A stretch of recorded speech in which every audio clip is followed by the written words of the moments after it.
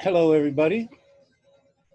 This is an infomercial titled Looking for a Medici. It was inspired by a conversation with my baby sister in California recently who said, whatever happened to patronage? You know, in the Middle Ages and in the Renaissance, people looked after artists and they were grateful for the recognition that they got in plays and what have you. At any rate, I am about to go to Italy for a screenwriter's retreat in Tuscany, which Evelyn Prettyman calls my spring fling. But with luck, what I'll do is I will perfect the screenplay that I have been writing for about 30 years now, called Comes Love, which is a story of unrequited love by two guys in Ireland. And when the one guy doesn't achieve his love, he takes a substitute to America with him, and they live out their life between the great wars, and it's filled with the roaring 20s and the 30s and so forth. If you want, you can look at a synopsis on a GoFund page, which I have, called Send Richie to School. And I'll give you the link in a moment. At any rate, I was looking at my hat suitcase, and I found this Flashing Fest cap that William and I bought when we were in southern France, I guess, for the festival. At any rate, you'll see different hats in here. I'm going to be a man with different hats, wearing different hats. This is my jester hat, I think, and I'll read a poem indicating that I am a jester. So I have a rich friend named Tony who lives in a mansion over on the Sound and who makes $1 zillion a month for a nonprofit. And he said to me once, Richie, every time I see you, you come with your hand out. Well, yes, it's true. I have had to ask the help of strangers, as Blanche says in the Tennessee Williams play. And why not? Tell the truth and shame the devil, they always say. And I think of that little boy peeing in the free air out the back of trucks that you see where it says, no fear. Well, this is no shame. If you don't toot your own horn, nobody else will, they say. And so there it is. I come to you the way Stacey Abrams comes about 20 times a day, and the Democratic National Committee saying, oh, your contribution will increase by 500% if you send money right away. Well, I do plan, if anybody like Bill Gates or somebody drops a fin, is that what it's called, $1,000 on me, it will help me toward the $3,500 I need to raise to get there, tuition, board, and room. Doesn't cover transportation, but that's what I'm hoping. At any rate, I'm reaching out. No shame. I'm just going to go ahead and say, I need help. And if you feel like helping, go ahead. This is the Hoya, H-O-Y-A. This was a gay, lesbian, GGTP t-shirt I got at one of our reunions. I went to school with Bill Clinton, and he made out a lot better than I did. But at any rate, I saw this shirt, and I saw this hat, and I thought, I'm going to do it. So this will be a day of many hats.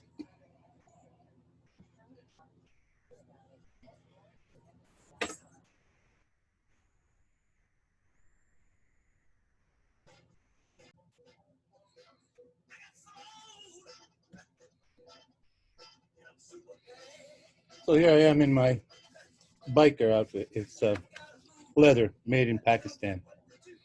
William and I used to take his three-wheeler on the Intracoastal when we lived in Florida. And this is my biker hat. We'll try another hat. So here is Kind of a fun hat. I wonder I got this hat. The details. If you want to send money, send it to the link gf, that's gofund.me, GoFundMe dot /u/YW5H2K.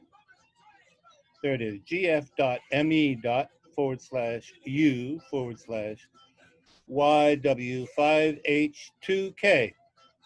Or a check can be sent to my home address, and that you will find on the WilliamMeredithFoundation.org. All one, WilliamMeredithFoundation.org. And there you'll see a lot of information on what we've been up to lately. This is my black beret hat. It's in memory of the soldiers who are still missing in action. Yeah, that's me, sort of missing in action. Although, you know, I'm producing. We have a new book out by Herbert Martin. It's a wonderful book called Sometimes Say My Name. And it's a story of Willie Short, who's a 36-year-old dishwasher who, when he was mugged, went to the hospital and found out that he had HIV. At which point his entire family deserted him, all of his friends. It was a terrible thing that happened to him. And Herb Martin, who's an 80-year-old emeritus professor and quite a good poet, has written a bunch of prose poems talking about his life, imagining his life. It's the Song of Lazarus, I say, in the introduction to the book. At any rate, that book is out very soon, and it's one of maybe 25 that we have published with Poet's Choice.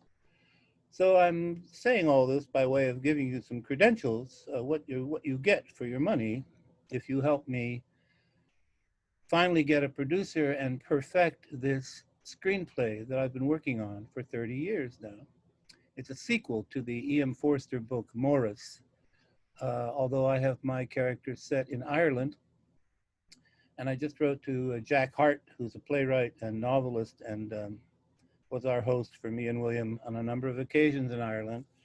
And Jack, I think, has agreed to help me with this project, to collaborate and to help me make it more Irish, as you were. Verisimilitude of dialogue, important. So that's, maybe I'll find a poem and read a poem for you. So here's one, perhaps not the best. Grace Cavallari, who's the poet laureate of Maryland, and I have it on tape, said I am the most important, or the best poet writing in America presently. How about that? But I have it on tape, mind you. Oh, this is called Manichean. We went from rugrats to prepubescent farm kids, raw, but not particularly evil, like the tribe of boys in Lord of the Flies who cried when they killed Piggy and staged a piggy ceremony, not knowing what else to do. Once my cousins stuck a straw up a frog's ass, blew him up, and set him putting across the pond's surface like a little green motorboat. If you nicked off the tail of a firefly and stuck it on your ring finger, it glowed phosphorescent for a long time. Something to do. Kids. Nasty, yes, but not really to blame. We planted adult seeds and spent the rest of our lives trying to outlive what grew inside us. So, overcoming evil. The Manichaeans, I guess, thought evil and good had the same place in the universe. I don't know. I do Bible study with Nancy every Thursday morning in preparation for Sunday's gospel. And I'm trying. I'm learning. I'm trying. At any rate, maybe another poem a little bit later, a little lighter. This is a lovely hat. Alice Halliday bought me a red one and a green one for William when they were in Scotland, and it has that wonderful Scottish wool. She was a marvel, Alice. She worked as a biologist on the Manhattan Project and was really a remarkable woman. and her husband Dave Halliday and Resnick. He was in like 90 different languages for a book called Physics, which was the standard. At any rate, they were dear friends of William, and then friends of mine, and I was very lucky to have them in my life. There's a little poem called Snow Day, and we had big snow here recently, so there it is. I'm going to turn Pandora off here. Vine ripened tomatoes, chopped onions, garlic, and olive oil. Simmer together for the authentic. No advertisements, please, from Pandora. Anyway, Snow Day. The cars are all blanketed in snow, windshield wipers turned up against freezing like antlers. The parking lot has become a herd of reindeer. The dog tiptoes gingerly on the diamond crust, but sinks up to her chin when the snow gives way and she must hop like a kangaroo to escape the field. Quote, the mind contemplating snow is the true mind, the poet tells us. The mind figuring out how to shovel yourself out when the snow plow plows you in is a blizzard afterthought. Quote, if I have a ham and a loaf of bread, mother always said, I can survive a storm. I've got both, thanks to Meals on Wheels, who miraculously has made it through like the U.S. Postal Service. Forget black ice. For the moment, turn on a faux fireplace on the TV and pour yourself a stiff eggnog. Everyone deserves a snow day. Put on your slippers, make a hot ham sandwich, and see what tomorrow brings. So I guess that's what I'm doing. I'm seeing what tomorrow brings. Nothing ventured, nothing gained, they say. I figure, why not? Why not let people know I have this project in mind, I need some help, and there it is. I've already had a lot of friends send me small contributions, and it's been heartening, very heartening. But I only have half, so there it is. Okay, I'm gonna, I think, close at this point. I've made my pitch, read a couple poems, hopefully sang for my lunch, and now I wait for Sankeet Patel, who has come, who is coming for lunch, and who is an Indian he's a graphic designer. I met him at a little estuary across from the local small airport where I take my dog. She likes to go swimming there. And this guy was sitting in his car every time I was there, and I couldn't figure out whether he was homeless or what the deal was. But apparently he does his work in the car, and that's his office. So I said, can you help us with Herb Martin's book? And he said yes. So he came, did wonderful work, and so it's a commercial for Sankeet Patel, who's become a new friend. All right, bye for the moment. I think I'm going to go out in this blue motorcycle bandana. I look like a nurse in a third world country. I hope everybody's okay. I hope that you haven't been struck personally by this COVID. I have a new book, by the by, called Plague Poems, 2020 Vision. And all of these are available on Amazon and also at poetschoice.com. That's our publishing house, poetschoice.com. And I wish you everything that's good in the new year. Won't it be great to have a change of everything, a change of government, a change of situations in the globe as the globe spins. All right, lots of love to everybody, and thank you for listening to this infomercial called Looking for a Medici. Bye-bye.